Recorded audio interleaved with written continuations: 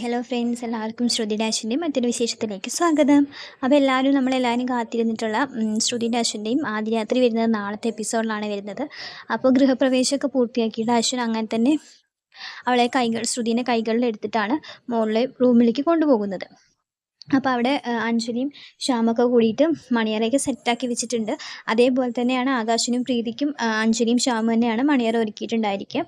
അപ്പം മണിയറയിലേക്ക് ശ്രുതി പാലും കൊണ്ട് പോകുന്ന സീനൊക്കെയാണ് കാണിക്കുന്നത്. പിന്നെ കാണിക്കുന്നത് പ്രീതി ആകാശാണ്. പ്രീതി ആകാശിനോട് ഇങ്ങനെ പറയുന്നുണ്ട്, എനിക്ക് എന്തായാലും വിഷമം സഹിക്കാൻ പറ്റുന്നില്ല, അവൾ ഇങ്ങനെയൊക്കെ ചെയ്യുന്നു ഞാൻ ഒരിക്കലും വിചാരിച്ചിട്ടില്ല, അവൾ തന്നെയാണോ ഇങ്ങനെയൊക്കെ ചെയ്തത് എന്നൊക്കെ പറഞ്ഞിട്ട് ഇങ്ങനെ പ്രീതിയുടെ വിഷമം ആകാശിനോട് ഇങ്ങനെ പറയുകയാണ്. അതേ സമയത്ത് അശ്വിൻ്റെയും ശ്രുതിയുടെയും റൂമിൽ നടക്കുന്നതോ, ശ്രുതി ഇങ്ങനെ പാലുകൊണ്ട് ചെല്ലുമ്പോൾ അശ്വിൻ ശ്രുതിയോട് നന്നായിട്ട് ദേഷ്യപ്പെടുന്നതാണ് കാണിക്കുന്നത്. നീ എന്താ എൻ്റെ ഭാര്യയായി എന്നാണോ നീ വിചാരിച്ചിരിക്കുന്നത്? നിനക്ക് എൻ്റെ ഭാര്യയുടെ ഒരധികാരം ഞാൻ തന്നിട്ടില്ല എന്നൊക്കെ പറഞ്ഞിട്ട് ശ്രുതിയോട് ദേഷ്യപ്പെടുകയാണ്. അപ്പോൾ ശ്രുതി ഇങ്ങനെ അശ്വിൻ്റെ മുഖത്തേക്ക് ഇങ്ങനെ നോക്കുമ്പോൾ, നീ എൻ്റെ വധുവായിട്ട് വരാനല്ലല്ലോ ആഗ്രഹിച്ചത് എന്നൊക്കെ എനിക്ക് നന്നായിട്ട് അറിയാം. നീ വേറെ മറ്റൊരു കോടീശ്വരനെ നോട്ടിട്ട് വെച്ചിരിക്കുകയല്ലേ, നീ ഇങ്ങനെ ഒരു കോടീശ്വരനെ കല്യാണം കഴിച്ചിട്ട് അവൻ്റെ വീട്ടിൽ പോയി ജീവിക്കണം എന്നായിരുന്നു നിന്റെ മോഹം എന്നൊക്കെ ചോദിക്കുകയാണ്. അത് പറ്റിയില്ലെങ്കിലും എന്താ, വേറൊരു കോടീശ്വരനെ നീ വളച്ച് കയ്യിലെടുത്തില്ലേ എന്നൊക്കെ പറഞ്ഞിട്ട് ഇങ്ങനെ ശ്രുതിയോട് വളരെ മോശമായിട്ട് സംസാരിക്കുമ്പോൾ ശ്രുതി നിങ്ങൾ എന്ത് മനുഷ്യനാണെന്നൊക്കെ ചോദിച്ചിട്ട് ശ്രുതി അങ്ങോട്ടും പറയുന്നുണ്ട് അശ്വിനോട്. ശ്രുതി പറയും, നിങ്ങൾ എന്തൊക്കെ പറയും, നിങ്ങൾ വിചാരിക്കുന്ന പോലെ ഒരാളൊന്നുമല്ല ഞാനെന്നൊക്കെ ശ്രുതി പറയാണ്. അപ്പോൾ അശ്വിൻ പറയുന്നത്, ഞാൻ വിചാരിച്ച പോലെ ഒരാളൊന്നുമല്ല നീ, ഞാൻ അതിനേക്കാൾ ഭയങ്കരയാണെന്നൊക്കെ എനിക്ക് മനസ്സിലായിട്ടുണ്ട് എന്ന് പറയാണ്.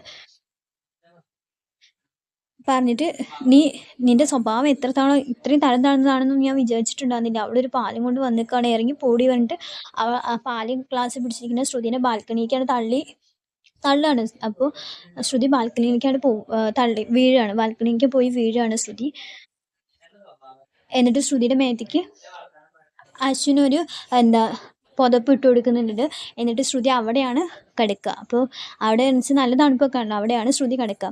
അപ്പോൾ ഇതിന് മുന്നേ ഇങ്ങനെ തണുപ്പത്ത് സ്ഥലത്ത് പെട്ടപ്പോൾ ശ്രുതിനെ അങ്ങനെ തണുപ്പത്ത് കിടത്തിയപ്പോൾ ശ്രുതി ഐസ് പോലെ ആയതൊക്കെ അശ്വിൻ ഓർക്കുകയാണ്. ഇനി ബാൽക്കണിയിൽ കിടന്നാലും അവൾക്ക് അങ്ങനെ തണുപ്പ് പറ്റില്ലല്ലോ എന്നൊക്കെ അശ്വിൻ ആലോചിക്കുന്നുണ്ട്. അശ്വിൻ്റെ മനസ്സിൽ അവളോട് സോഫ്റ്റ് കോർണർ ഉണ്ട്.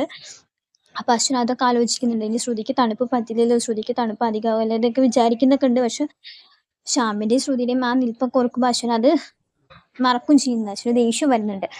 അപ്പോൾ അവളാണെന്ന് അവിടെ പുറത്തിരുന്നിട്ട് കുറേ കരയും, പുതപ്പ് കൈ പിടിച്ചിട്ട് കുറേ കരയാണ്. പിന്നെ കുറച്ച് ദിവസമൊക്കെ ശ്രുതി ബാൽക്കണിയിൽ തന്നെയാണ് കിടക്കുക. കുറേ ദിവസവും കരച്ചിലും ഒക്കെ ആയിരിക്കും. ശ്രുതിയുടെ ജീവിതം അങ്ങനെയാണ് മുന്നോട്ട് പോകുന്നത്.